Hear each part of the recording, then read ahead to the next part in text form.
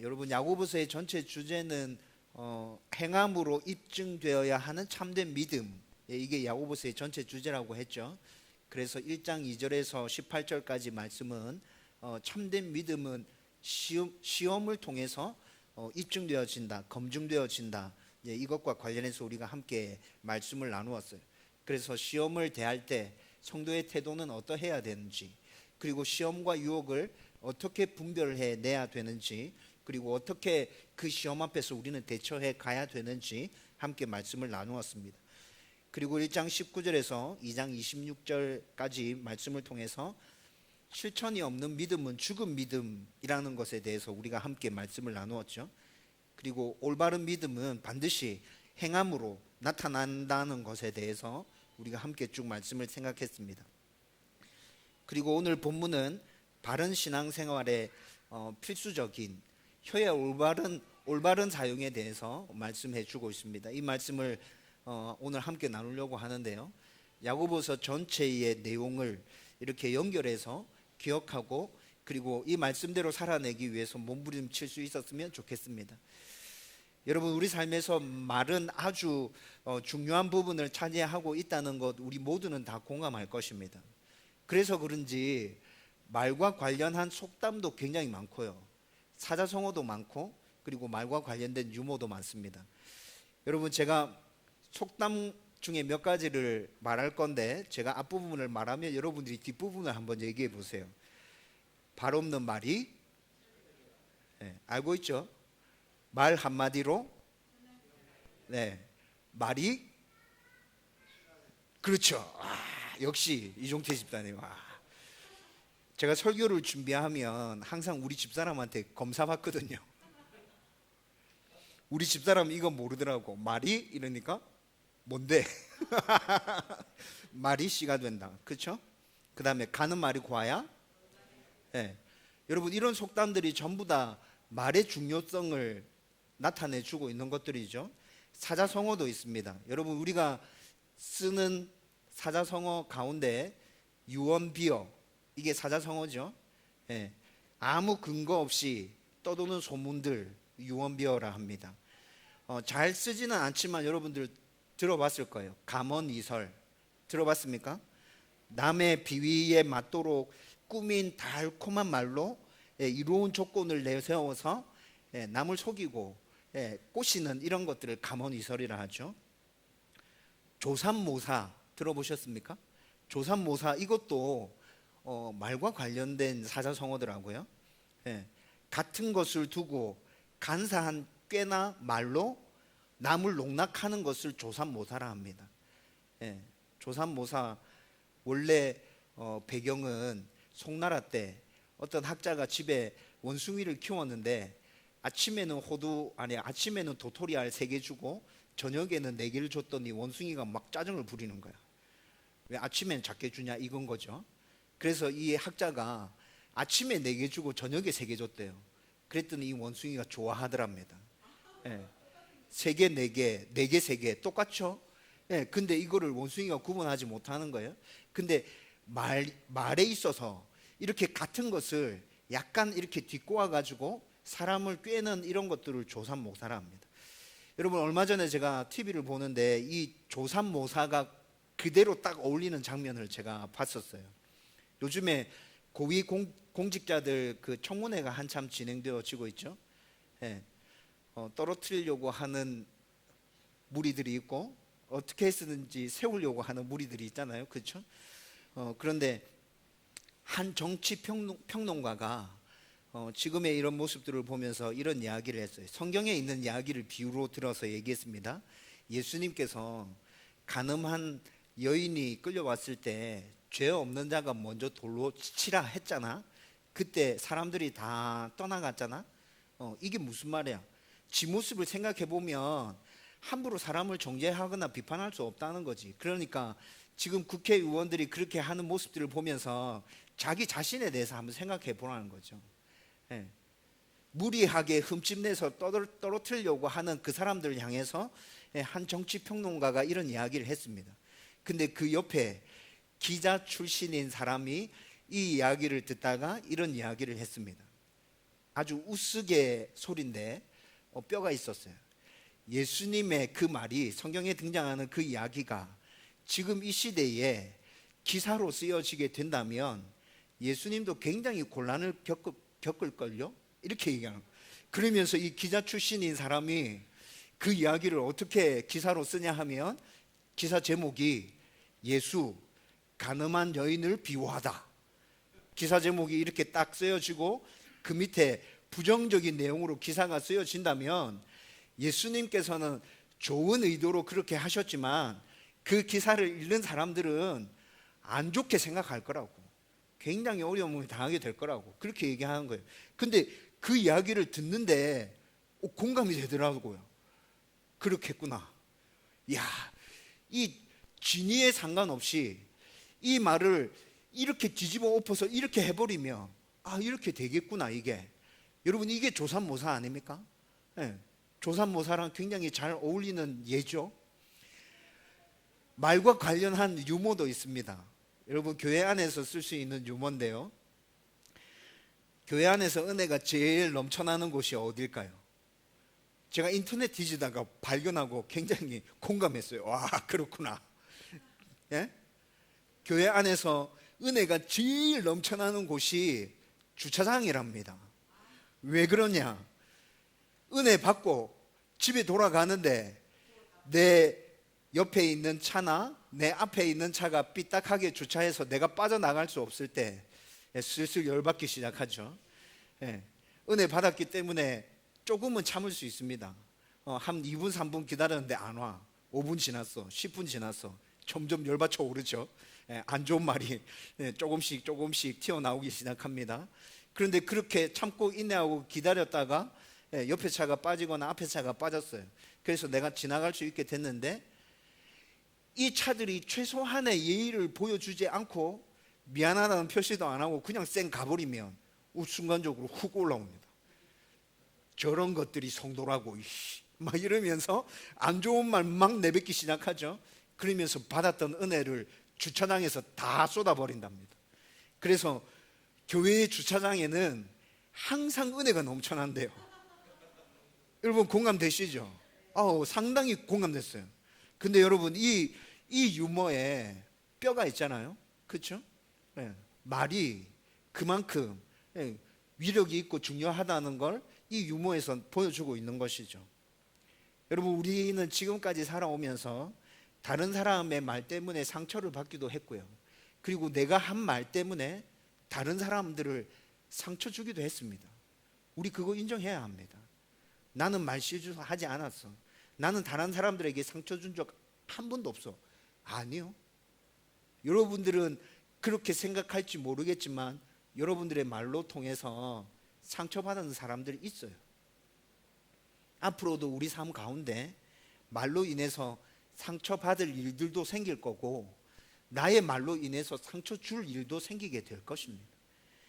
여러분, 하지만 우리들이 이런 상황 가운데 살아간다 할지라도 좀 성숙한 그리스도인이 되어진다면 말로 인해서 이렇게 어려움이 겪게 되는 일들을 굉장히 줄어들 수 있을 거예요. 반대로 우리가 신앙생활을 지속적으로 하는데 성숙해지지 못한다면 우리는 지속적으로 말로 인해서 상처를 말로 인해서 상처를 받고 또 상처를 주게 되겠죠. 교회에서 일어나는 많은 문제들 가운데 상당히 많은 문제가 말에 의한 문제라는 것 여러분들도 아마 공감하실 것입니다. 그래서 야고보 사도는 행함으로 입증되어야 하는 참된 믿음에 대해서 구체적으로 말하면서 말에 대한 부분을 아주 중요하게 언급하고 있습니다. 오늘 본문의 말씀을 함께 나누면서 우리의 성숙해져 가는 믿음이 우리의 말로 증명될 수 있기를 주님의 이름으로 축원드립니다. 오늘 본문에서는 먼저 말이 얼만큼 위력적인가에 대해서 말씀해 주고 있어요. 그래서 말을 많이 사용하게 되는 선생들에게 먼저 주의를 줍니다. 우리 1절 2절 말씀 같이 읽어보겠습니다. 다 같이 읽습니다. 시작. 네, 형제들아, 너희는 선생된 우리가 더 큰 심판을 받을 줄 알고 선생이 많이 되지 말라. 우리가 다 실수가 많으니 만일 말에 실수가 없는 자라면 사람이라 능히 온몸도 굴레 씌우리라. 아멘. 여러분, 야고보는 지금 이 말씀을 하면서 가르치는 자들에 대한 자격 조건이나 가르치는 일들은 힘들고 어려운 일이기 때문에 선생이 많이 되지 말아라, 이런 의미에서 하는 말이 아닙니다. 여러분, 에베소서 4장 11절과 12절 말씀에 보면요, 하나님께서 교회를 세우셨죠. 그리고 이 교회를 온전하게 유지시키기 위해서, 그리고 성도들을 온전한 성도로 세우기 위해서 교회에 허락해 주신 선물이 있다고 말씀하고 있어요. 그 선물은 사도와 전도자와 목사와 교사들이라고 말씀합니다. 그런데 주로 이런 사람들은 가르치는 일들을 하는 사람들이잖아요. 이 사람들을 통해서 하나님은 지속적으로 교회를 온전히 세우고 성도들을 온전히 세워 가시겠다는 거예요. 그래서 성경은 이런 직분들은 하나님께서 교회에 주신 선물, 이렇게 성경은 얘기해 주고 있거든요. 그런데 왜 야고보 사도가 많이 선생되지 말라고 합니까? 하나님께서 교회를 온전히 세우기 위해서 가르치는 직분, 이런 직분들을 교회에 선물로 주셨다 말씀하는데, 야고보 사도는 지금 많이 선생되지 말라고 얘기하고 있잖아요. 여러분, 이 당시에는 선생이 아주 존경받는 사람들이었습니다. 그래서 많은 사람들이 선생이 되고 싶어 했죠. 특히나 성경을 풀어서 가르치는 선생들은 유대인들 사회 안에서 무조건 존경과 인정을 받았습니다. 그래서 많은 사람들이 선생이 되려고 했고, 또 그들 중에는 성경에 대해서는 굉장히 많이 알고 있는데 그냥 지식적으로만 많이 알고 있는 선생들이 너무 많았어요. 알고 있는 그것이 삶으로 표현되지 않고 드러나지 않는 것입니다. 그래서 야고보는 지금 자신의 믿음에 대한 행함도 나타나지 않고, 그리고 말에 실수가 많은 선생들에게 가르치는 일이 얼마나 중요한 일인지에 대해서 말씀해 주고 있는 거죠. 가르치는 일은 책임이 아주 막중하고 무거운 것입니다. 여러분, 선생이 된 자들은 가르쳐야 하고, 그 가르치는 일들은 말로 이루어지는 것이죠. 그런데 말에 실수가 없는 사람은 아무도 없다고 얘기하잖아요. 선생들도 실수할 때가 있겠죠. 잘못 가르칠 때가 있겠죠. 맞습니다. 저도 나름대로 열심히 준비해서 설교를 하지만 제가 하는 설교가 이거 잘못했구나 라고 발견되어질 때가 있습니다. 그럴 때가 언제냐면 내가 정확하게 이해하지 못한 말씀을 선포할 때, 잘못 가르칠 때 있습니다. 그리고 가르치려고 하는 그것을 과장하거나 또 균형을 잃어버리고 이걸 집중적으로 강조하려고 할 때 잘못 가르칠 때 있어요. 성경에 있는 말씀 그대로를 전달하는 것이 아니라 거기다가 내 주관적인 생각이나 판단을 집어넣어서 가르치려고 할 때도 잘못 가르치게 됩니다. 여러분, 그런데 이런 모든 잘못된 가르침들은 무엇을 통해서 전달되죠? 말로 통해서 전달되잖아요. 그렇죠? 그래서 야고보는 지금 말로 가르치는 자들에 대해서 주의를 주고 있는 거예요. 니네들의 말에는 너희들은 잘 깨닫지 못하겠지만 힘이 있다, 능력이 있다, 영향력이 있다. 너희들의 그 가르침을 듣고 사람들이 그대로 살려고 하는 거잖아. 그러니까 너희들은 말을 통해서 가르칠 때 더 주의해야 된다, 더 조심해야 된다, 더 신중해야 된다. 야고보는 지금 이 이야기를 하고 있는 거죠. 야고보가 가르치는 자들에 대해서 이렇게 이야기하고 있는 이유는 가르침의 도구인 말이 그만큼 큰 능력과 힘을 가지고 있기 때문에 야고보가 이렇게 주의를 주고 있는 것입니다. 여러분, 계속해서 야고보는 말의 능력에 대해서 지속적으로 얘기해 줍니다. 말이 얼마나 능력이 있는지 세 가지 예를 제시하면서 말씀해 주고 있거든요. 3절 말씀 같이 읽겠습니다. 다 같이 읽읍시다. 시작.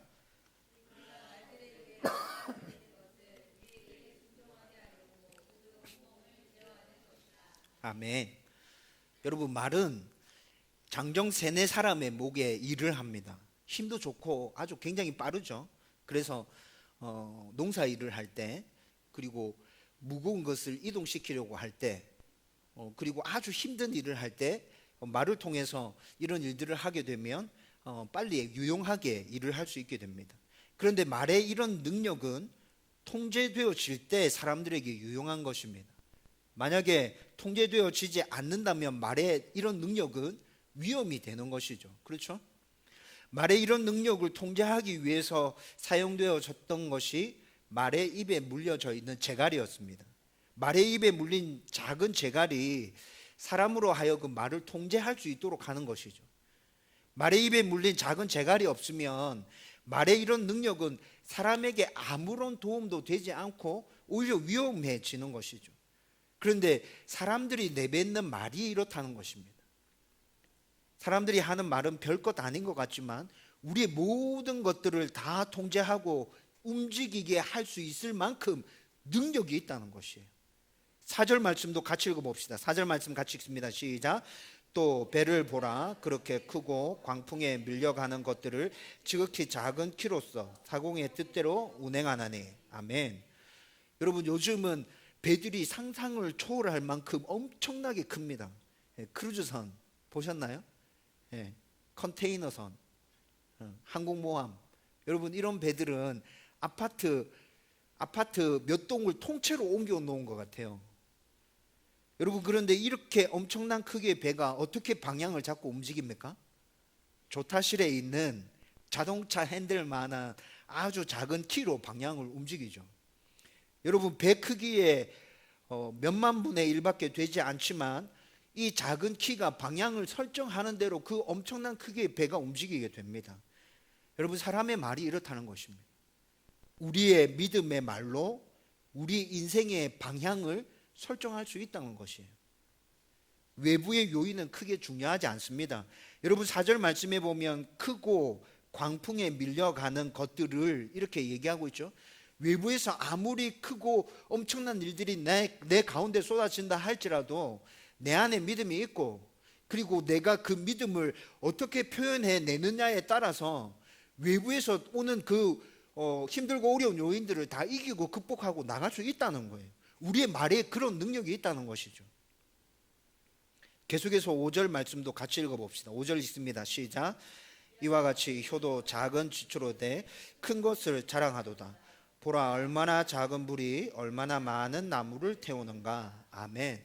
여러분, 불의 무서움을 여러분들 잘 알고 계시죠? 얼마 전에 강릉에서 산불이 났잖아요. 그래서 가옥이 33채가 탔습니다. 축구장 70개 정도의 면적이 불에 탔고요. 2명이 사망했어요. 4명이 부상을 입었고 300명이 이 불 때문에 대피해서 아주 어려운 삶들을 살았고, 그리고 이 불은 이틀 만에 진화가 되었습니다. 여러분, 그런데 강릉에서 난 이 산불은 전 세계에서 났던 산불들 조사해 보면요, 진짜 별것 아닌 산불이에요. 전 세계에 났던 산불들 제가 좀 찾아봤습니다. 여러분, 1998년 1월에 브라질에서 산불이 일어났어요. 밀림 지역에 자연 발화된 산불이었습니다. 밀림 지역에서 산불이 났는데, 여러분, 이 산불이 3개월간 지속되었습니다. 남한 면적의 반을 태웠습니다. 남한 면적의 반, 3개월 동안 지속적으로 탔고, 여러분, 밀림 지역에서 산불이 났기 때문에 사람이 어떻게 손을 쓸 수 없는 거예요. 자연 진화될 때까지 기다려야 되는 거예요, 그냥. 근데 이 산불로 인해서 엄청난 잿더미들이 막 뿜어져 날리게 되어지고, 연기들 때문에 밀림 속이 굉장히 많은 피해를 입었대요. 3개월 뒤에 비가 쏟아지면서 자연적으로 진화되었답니다. 여러분, 전 세계적으로 이런 산불들 찾아보면 엄청나더라고요. 러시아에서 또 이런 산불들이 있어가지고 거기는 9개월 동안 지속됐대요. 산불이 9개월 동안 계속. 이런 어마어마한 산불들이 세계 곳곳에서 일어납니다. 그런데 여러분, 산불이 이렇게 일어나면 모든 것들을 다 집어삼켜 버립니다. 그렇죠? 그런데 여러분, 이 산불이 어떻게 시작됩니까? 작은 불씨 하나로. 작은 불씨 하나로 시작되어진 이 산불이 모든 것들을 다 집어삼켜 버리게 되는 거죠. 우리의 말이 이렇다는 것입니다. 별것 아니라 생각했고 나는 아무 생각 없이 내뱉었는데 그 말이 모든 것들을 다 집어삼켜 버릴 수 있다는 것이죠. 여러분, 이 세 가지 예는 모두 말의 엄청난 능력에 대해서 우리에게 말씀해 주고 있습니다. 우리는 아무것도 아니라고 생각하고 쉽게 내뱉는 이 말이요, 이렇게 어마어마한 능력과 파워를 가지고 있어요. 긍정적인 힘도 있고 부정적인 힘도 있습니다. 말의 이런 능력을 강조하기 위해서 이 세 가지 예는 점층법으로 사용되어지고 있다는 생각이 들었습니다. 여러분, 처음에 말, 그 다음에 배, 그 다음에 불, 점점 커지고 능력과 그에 따른 결과물도 점점 커지고 있죠. 이렇게 말은 우리의 상상을 초월할 정도로 엄청난 능력과 힘을 가지고 있습니다. 여러분, 우리는 이것을 잘 알고 있어야 합니다. 내가 하는 말에 이런 능력과 이런 힘이 있다는 걸 우리가 정확하게 기억하고 있어야 돼요. 여러분, 말의 실수를 계속 범하는 이유가 뭡니까? 내가 하는 말에 능력과 힘이 이렇게 있다는 것을 모르기 때문에 우리는 쉽게 말하고요, 사람에게 상처 주는 말을 아무 생각 없이 내뱉게 되는 거예요. 그런데 내가 하는 이 말에 이런 능력과 이런 힘이 있다는 것을 우리가 기억하고 있다면 우리는 우리가 사용하는 이 말을 굉장히 조심성 있게 신중하게 주의해서 그렇게 사용하게 될 것입니다. 지혜롭게 잘 사용한 말이 상대방을 위로하고 격려하고 살리는 말이 될 수 있음을 여러분 기억하십시오. 내가 함부로 내뱉은 말이 상대방을 힘들게 하고 상처 줄 수 있음에 대해서 여러분 반드시 기억하십시오. 말의 능력과 관련해서 우리는 잠언서의 말씀을 기억해야 될 필요가 있습니다. 잠언서 18장 21절 말씀 우리 같이 읽읍시다. 다 같이 읽습니다. 시작. 죽고 사는 것이 혀의 힘에 달려나니 혀를 쓰기 좋아하는 자는 혀의 열매를 먹으리라. 아멘. 여러분, 사람이 죽고 사는 것이 뭐에 달렸대요? 혀의 힘. 혀의 힘이 이게 뭐죠? 말하는 것에 달렸다. 사람이 죽고 사는 것이 말에 달렸답니다. 그리고 말을 어떻게 사용하느냐에 따라서 그 열매를 따먹게 될 것이라고 말하고 있죠. 여러분, 그만큼 말은 능력이 있고 그 능력을 어떻게 사용하느냐에 따라서 우리의 삶 자체가 달라질 수 있다는 것입니다. 말의 능력과 힘을 잘 이해해서 말을 조심성 있게 사용하고 주의해서 신중하게 잘 사용하는 저와 여러분들이 되기를 주님의 이름으로 축원드립니다. 아멘. 이제 야고보서 6절에서 야고보서 6절 그리고 8절 말씀에서 말의 부정적인 면을 말씀해 주고 있어요. 이렇게 강력한 능력과 힘을 가지고 있는 말이 다른 사람의 삶을 통째로 불사를 수 있다, 그것에 대해서 말씀해 줍니다. 6절 말씀 같이 읽어볼까요? 다 같이 읽습니다. 시작. 혀는 곧 불이요 불의의 세계라. 혀는 우리 지체 중에서 온몸을 더럽히고 삶의 수레바퀴를 불사르나니 그 사르는 것이 지옥불에서 나느니라. 아멘. 여러분, 말은 우리의 온몸을 더럽힐 수 있습니다. 여러분, 이것은 우리 속에 담겨 있는 것이 말로 표현되어지기 때문에 그렇습니다. 다시 말하면 그 사람이 어떻게 말하는지를 보면 그 사람 안에 무엇이 담겨져 있는지를 우리는 알 수 있게 됩니다.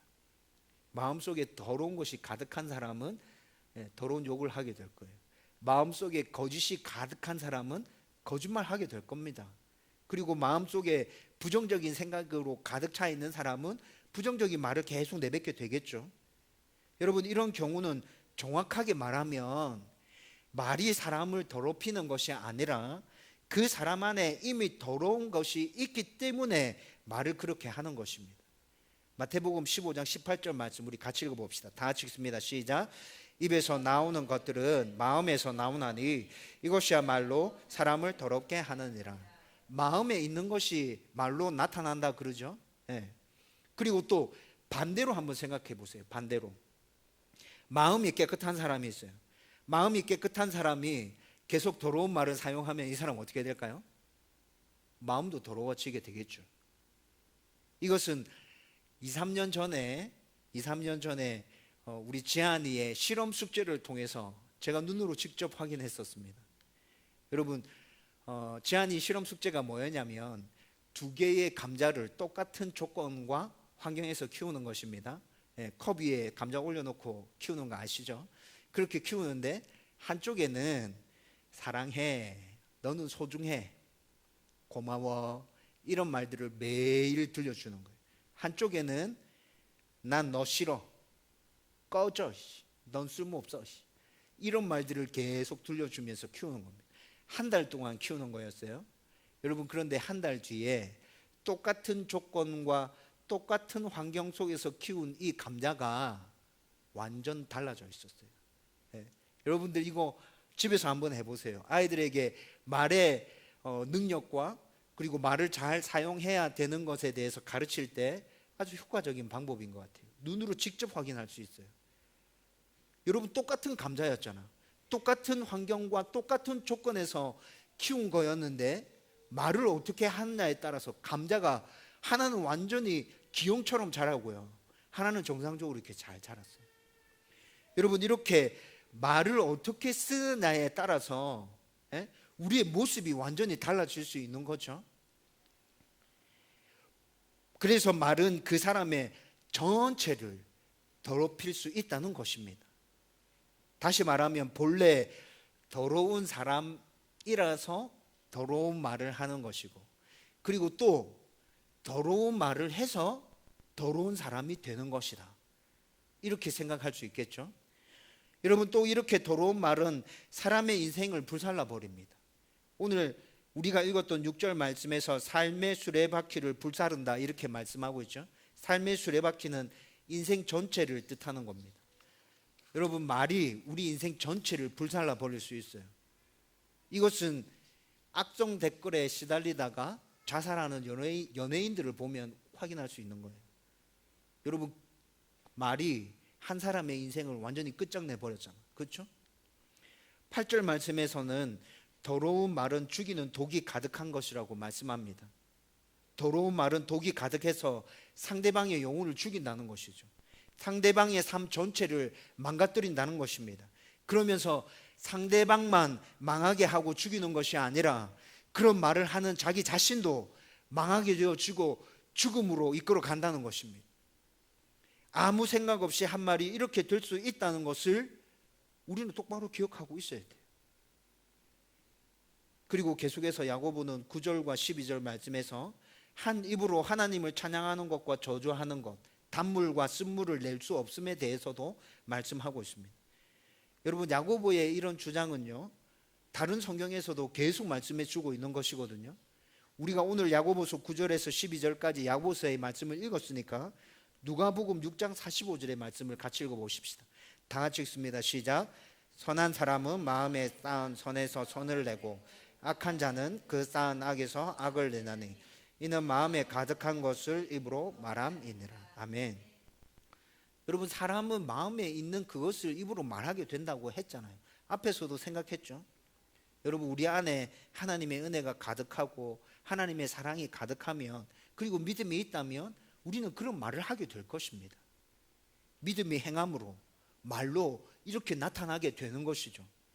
믿음이 있다고 하면서 상대방을 비난하고 조롱하고 비판하는 더러운 말이 내 입에서 끊이지 않는다면 그 사람의 믿음은 온전하지 못한 믿음이라는 것입니다. 적어도 믿음이 있는 사람은 그런 부분에 있어서 실수가 있을지는 모르지만 끊임없이 회개하고 반성하고 상대방에게 상처 주는 말을 하지 않기 위해서, 또 위로하고 격려하고 세워주는 말을 하기 위해서 자신을 계속해서 돌아보면서 노력하는 사람이 참된 믿음을 가지고 있는 사람이라는 것이에요. 말의 능력이 얼마나 큰 것인지 잘 이해하고 그 말을 잘 사용함으로 믿음을 드러내기 위해서 노력하는 사람이라는 것입니다. 하나님을 사랑하고 하나님의 말씀에 온전히 순종하고자 하는 참된 믿음의 사람은 반드시 그런 말을 하게 될 것입니다. 하나님을 찬양하고 높이고 하나님께 영광 돌리는 말들을 하게 될 거예요. 가끔 안 좋은 말, 더러운 말들을 할 때도 있겠지만 참된 믿음이 있는 사람은 그 빈도수가 계속해서 줄어들 것입니다. 제일 중요하고 그리고 제일 실수하기 쉬운 말과 관련해서 우리의 믿음이 이렇게 행함으로 증명이 되어져야 합니다. 우리의 말로 우리의 믿음이 행함으로 증명될 수 있기를 주님의 이름으로 축원드립니다. 아멘. 이제 말씀을 정리하려고 합니다. 여러분, 그러면 실제적인 부분에서 말로써 우리의 믿음을 행함으로 보여주기 위해서 우리는 어떻게 해야 하겠습니까?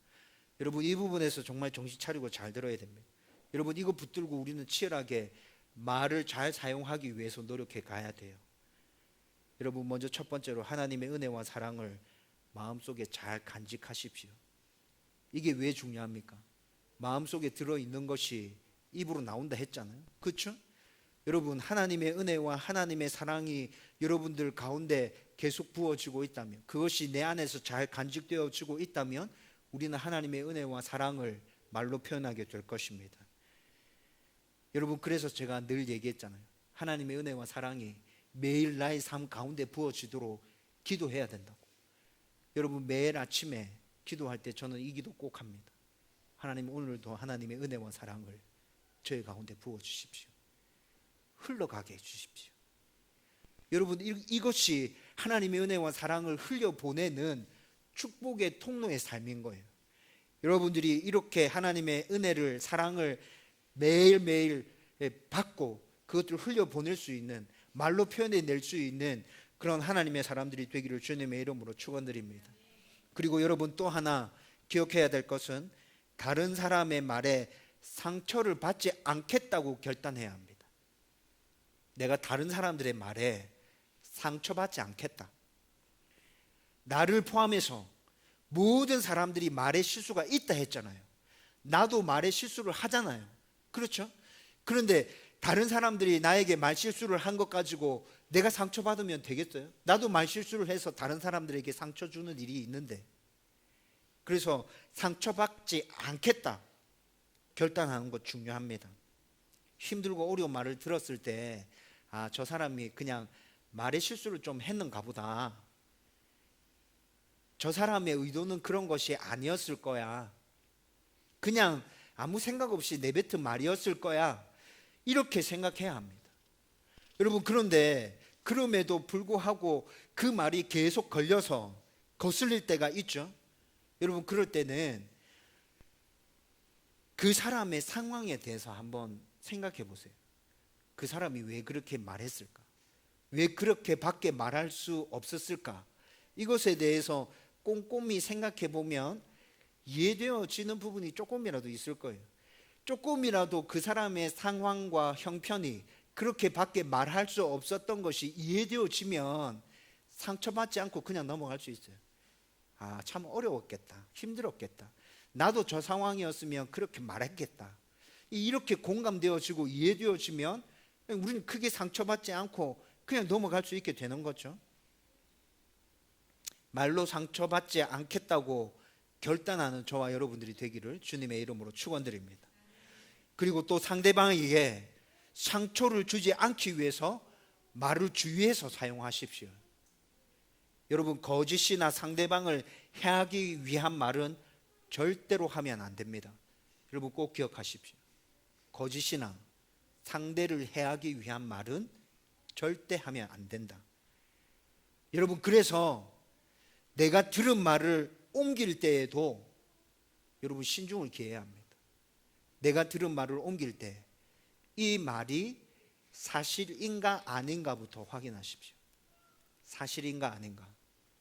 그리고 사실이라고 확인이 되어졌다 하더라도 나에게 이야기를 전달해 준 그 사람, 그리고 이 이야기에 등장하는 이 이야기의 대상자, 그리고 내가 이 이야기를 전달하려고 하는 사람, 이 모두에게 유익이 되어지지 않는다면, 덕이 되지 않는다면 말하지 마십시오. 여러분, 과장하거나 포장하지도 마십시오. 여러분, 목회자들이 이런 부분에서 잘 실수합니다. 목회자들뿐만 아니라 과장하거나 포장하는 일은 모든 사람들이 쉽게 범하는 말의 실수입니다. 그런데 여러분, 내가 나의 말을 과장하거나 포장하는 것 잘 생각해 보세요. 깊이 있게 내 마음속을 파고 들어가 보세요. 그 밑에 교만이 깔려져 있습니다. 여러분, 그렇게 말하면 안 돼요. 우리는 항상 정직하게 있는 그대로를 말하기 위해서 노력해야 합니다. 여러분, 그리고 선택의 문제에 있어서는 단정지어서 말하지 마십시오. 여러분, 이것은 제가 최근에 경험을 통해서 알게 된 것입니다. 여러분, 선택하는 문제는 옳고 그름의 문제가 아니잖아요. 네, 선택의 문제는 그때그때 상황에 따라서 내가 선택하면 되는 것이거든요. 그런데 선택의 문제를 단정지어서 계속 말해버리면 나중에 상황이 바뀌어서 그 선택을 바꿔야 될 때 굉장히 힘들고 곤란해집니다. 내 말이 어겨지고 내 말이 지켜지지 않음에 대해서 먼저 용서를 구해야 되는 상황이 발생하게 됩니다. 그래서 옳고 그름의 문제가 아니라 선택하는 문제에 대해서는 단정지어서 얘기하면 안 되구나. 그때그때 상황에 따라서 선택해 가면 되구나. 제가 굉장히 중요하게 배운 교훈입니다. 여러분, 마지막으로 한 가지.